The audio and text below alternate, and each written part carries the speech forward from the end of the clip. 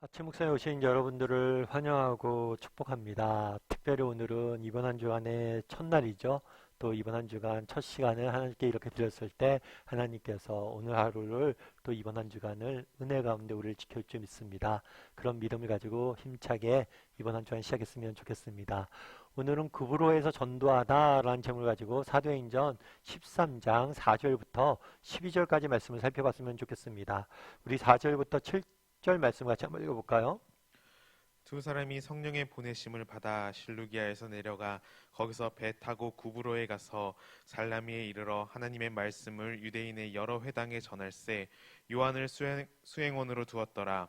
온 성 가운데로 지나서 바보에 이르러 바 예수라 하는 유대인 거짓 선지자인 마술사를 만나니 그가 총독 서기오 바울과 함께 있으니 서기오 바울은 지혜 있는 사람이라. 바나바와 사울을 불러 하나님의 말씀을 듣고자 하더라.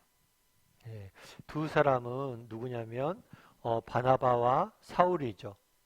그래서 안디옥 교회가 이방 선교를 위해서 기도합니다. 하나님 인도하심 구하죠. 그랬을 때 하나님께서 바나바와 사울을 보내라고 말씀하십니다. 그러자 그 명령에 순종해서 바나바와 사울을 보내죠. 특별히 바나바와 사울이 어디로 갔다고 그러냐면 구브로라는 섬으로 갔어요. 이 주중에 있는 큰 섬입니다. 이 섬에 가서 하나님의 말씀을 어디서 전했다고 했어요? 유대인의 회당에서 전할 때 그 당시 바울과 바나바와 사울이 전도했던 가장 중요한 방법은 뭐였냐면 유대인 회당에서 말씀을 전하는 거예요. 유대인들은 그 당시 유대인들이 회당에 모여서 정기적으로 말씀 듣고 기도했을 때 말씀을 전하는 사람들이 와서 전할 수 있는 기회들이 있었어요. 정기적으로. 그랬을 때 그곳에 가서 말씀을 전했던 거죠. 그랬을 때 요한이 수행했다라고 되어 있는데 이 요한은 마가라고 하는 요한이에요. 그래서 나중에 이 요한이 중간에 어려움들도 있지만 바울의 사역을 돕는 굉장히 중요한 역할들을 하게 됩니다. 그런데 이 사람이 어디로 갔냐면 이 섬 가운데 구브로라는 섬 가운데 있는 바보라는 지역에 갔어요. 이곳에서 누굴 만났냐면 바예수라는 유대인 거짓 선지자를 만났어요. 근데 이 거짓 선지자 누가 같이 있었냐면 총독 바울과 서기오 바울과 함께 있었다라고 이야기합니다. 그래서 이 총독 서기오 바울이 이 바울에 대한 지혜를 바울에 대해서 관심을 갖고 바나바와 사울에 대해서 관심을 갖고 말씀을 듣길 원했어요. 그러자 어떤 일이 있었을까요? 8절부터 10절까지 말씀 같이 한번 읽어볼까요? 이 마술사 엘루마는 이 이름을 번역하면 마술사라. 그들을 대적하여 총독으로 믿지 못하게 힘쓰니 바울이라 하는 사울이 성령이 충만하여 그를 주목하고 이르되 모든 거짓과 악행이 가득한 자요 마귀의 자식이요 모든 의의 원수요 주의 바른 길을 굳게 하기를 그치지 아니하겠느냐. 네. 앞서 얘기했지만 바예수라는 이 거짓 선지자였죠. 이 거짓 선지자의 헬라식 이름이 엘루마예요. 그런데 이 바예수가 뭐랬냐면 서기오 바울이 총독이 예수님을 믿으려고 그러자 총독이 바나바와 사울의 말을 들으려고 하자 뭘 했다고 그랬어요? 그들을 대적해서 믿지 못하게 힘썼다라고 이야기를 해요. 그럼 왜 예수를 믿지 못하게 힘썼을까요? 아무래도 총독이 자신의 말을 잘 듣고 자신의 영향력 아래에 있었잖아요. 근데 총독이 예수님을 믿게 되면 자신의 지위나 영향력이 줄 것을 염려했던 것 같아요. 자신의 이익을 위해서 믿지 못하도록 뭘 한 거예요? 방해 공작을 하는 모습들을 우리는 보게 된 거죠. 그러자 사울이 뭐라고 그랬어요? 성령이 충만하여 그에게 주목하여 이르되 거짓과 악행을 가득한 자여 마귀의 자식이요 모든 이의 원수여 주의 바른 길을 굳게 하기를 그치지 아니하겠느냐. 멈추라는 거예요. 그런 방해하는 일들을 멈추라고 강력히 책망하는 모습들을 우리는 보게 됩니다. 그럼 우리도 한번 돌아볼 필요가 있겠죠. 우리도 이런 책망을 받지 않아도 되는지. 정말 우리도 이 바예수처럼 개인적인 이익이나 개인적인 욕심 때문에 정말 하나님의 일을 방해하는 경우는 없는지. 예전에 재밌는 이야기 하나 읽었어요. 어떤 이야기를 읽었냐면 텍사스에 있었던 일이라고 그러더라고요. 근데 실제로 일어났던 일인지 모르겠어요. 텍사스에서 어떤 일이 있었냐면 텍사스는 석유가 많이 나요. 근데 교회가 이제 건물이 있고 교회 마당에 교회 땅이 있잖아요. 그런데 이 교회 땅에서 뭐가 발견되냐면 유전이 발견된 거예요. 그 땅 밑에 석유가 숨겨져 있는 거죠. 그래서 이제 석유가 생긴 거예요. 재밌는 일이죠. 그런데 재밌는 건 뭐냐면 그 다음에 교회가 한 가지 결정을 합니다. 어떤 결정을 했냐면 더 이상 우리 교회는 성도를 받지 않습니다. 왜 성도를 받지 않아요? 새로운 성도들이 나오면 석유를 개발을 해서 생기는 배당금을 그 사람에게 나눠줘야 돼요. 그 석유를 배당금을 나눠주기 싫어서 성도를 받지 않는 결정을 했다고 그러더라고요. 아마 지어낸 얘기인 것 같아요. 그런데 이 이야기를 통해서 주고자 했던 메시지는 뭐예요? 교회의 역할은 뭐예요? 복음을 전하는 거잖아요. 그게 원래 목적이잖아요. 그런데 석유가 개발되자 돈에 이끌려서 성도를 들어하지 못해, 성도를 받지 않는 그런 아이러니한 일이 생겼다라는 이야기를 하는 거죠.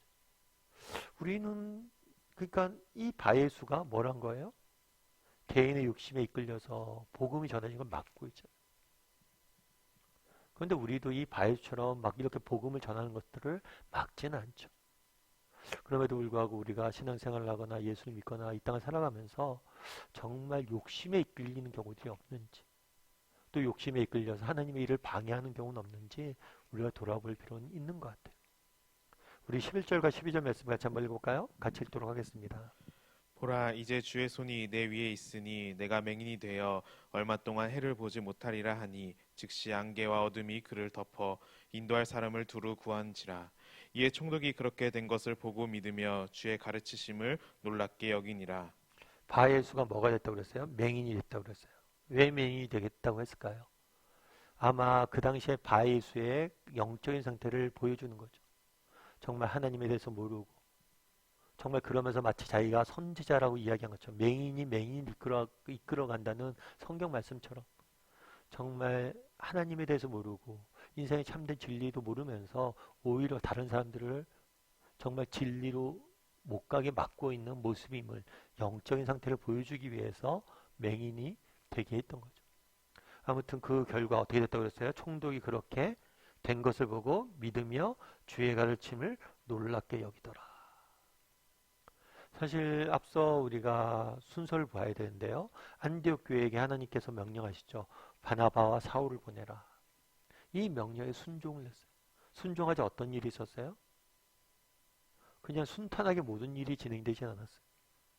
바예수와 같은 방해하는, 의도적으로 악의적으로 방해하고 이들을 억압하는 사람들이 있었어요. 그럼에도 불구하고 하나님께서 정말 어떻게 하는 모습을 보게 돼요? 바나바와 사울의 능력을 주셔서 승리하게 하시는, 결국에 복음을 전하게 하는 모습들을 보게 되는 거죠. 우리도 마찬가지예요. 정말 우리도 그날 안디옥 교회처럼 바나바와 사울처럼 하나님 앞에 정직히 하나님 기도하고 오늘 하루 하나님 뜻대로 살게 해주십시오. 믿음을 갖게 살게 해주십시오. 우리가 이렇게 하고 오늘 하루 한 주간 시작하잖아요. 그런데 우리에게도 분명히 뭐가 있을 거예요? 어려움들이 있을 거예요. 왜냐하면 세상이 악해서 그래요. 세상은 바예수와 같은 사람들이 많기 때문에. 그런데 우리가 기억할 것이 있어요. 이런 어려움들이 있거나 역경이 있을 거예요. 하지만 궁극적으로 뭘 할 거예요? 우리는 승리할 거예요. 그날을 보라는 거예요. 구로에서 보라는 거예요. 너희가 정말 기도하고 순종했을 때 어떤 결과가 따르는지 보라는 거예요. 어려움이 있지만 결국 하나님이 정말 예수 그리스도가 주신 능력으로 너희는 승리하게 될 것이다. 그걸 확신하는 거예요. 확신하는 거예요. 여러분 전라도에 보면 전라도 신안군에 보면 증도라는 섬이 있어요. 증도. 이 증도라는 섬은 굉장히 재밌는 섬인데 이 증도에 대해서 천국의 섬이라는 책이 나왔을 정도로 이 섬은 유명합니다. 왜 유명하냐면 이 섬은 90%가 기독교인이.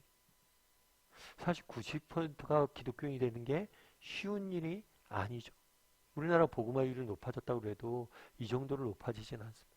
뿐만 아니라 이곳에서 많은 목사님들이 CCC 한국 대학생 선교를 이끄는 CCC의 김준구 목사님도 이 섬 출신. 그래서 많은 기독교 역사에 중요한 역할을 했던 목사님들이 이곳에 나왔어요. 그래서 이 중도에 대해서 많은 사람들이 연구하고 좀 이 중도에 대해서 관심을 갖는 거죠. 어떻게 이 작은 섬에서 정말 이 작은 섬이 사실 섬 같은 경우에는 복음이 들어가기 굉장히 힘들거든요. 특별히 해안 지역은 미신이 많이 살아있고 뿐만 아니라 섬이다 보니까 복음이 전파되기 어려운 점들이 많아요. 그럼에도 불구하고 이런 섬인데 이렇게 어떻게 복음이 받아들이고 이 섬에서 이렇게 많은 사람들이 믿음의 사람들이 나왔을까 연구를 하기 시작합니다. 근데 이 섬이 이렇게 된 데는 굉장히 중요한 역할을 했던 한 사람이 있어요. 그 사람은 누구냐면 문중경 전도사님이란 분이에요. 이분은 여전사님인데 원래는 예수님 믿지 않았어요. 그리고 이 중도에 시집을 갔어요. 17살 때. 그런데 시집을 오자마자 첫날 밤에 소박을 맞습니다. 남편에게 버림을 받은 거예요. 졸지에 버림받은 여인이 된 거예요. 평생을 그렇게 살았어야 되는 거예요. 그러다 예수님을 믿죠.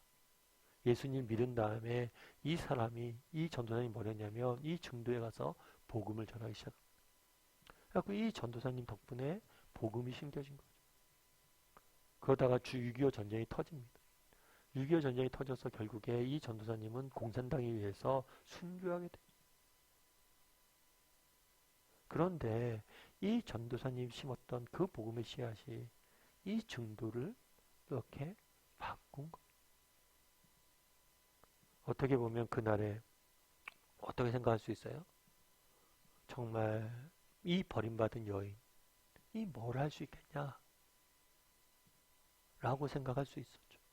얼마나 많은 억압과 힘든 점들이 있었어요. 결국에 죽음까지 당하고. 하지만 결과가 어떻게 됐냐는 거예요. 이 한 사람의 헌신을 통해서 어떤 열매가 나타난지를 보여주고 있는 거예요.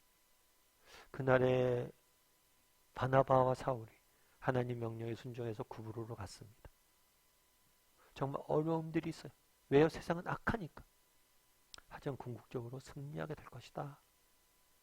오늘 우리가 흘린 땀, 수고들 하나님 다 열매 맺게 하실 거예요. 그날에 문전사님께서 뿌린 씨앗들을 수고를 다 거두게 하셨던 것처럼 그런 믿음을 가지고 오늘 하루 살아갔으면 좋겠습니다. 이번 한 주가 살아갔으면 좋겠습니다. 정말 이번 한 주간 우리가 하나님 앞에서 믿음을 갖고 살아가려고 했을 때 어려움이 있을 거예요. 하지만 하나님께서 우리를 지키실 겁니다. 그리고 결국에 다 거두게 하실 거예요.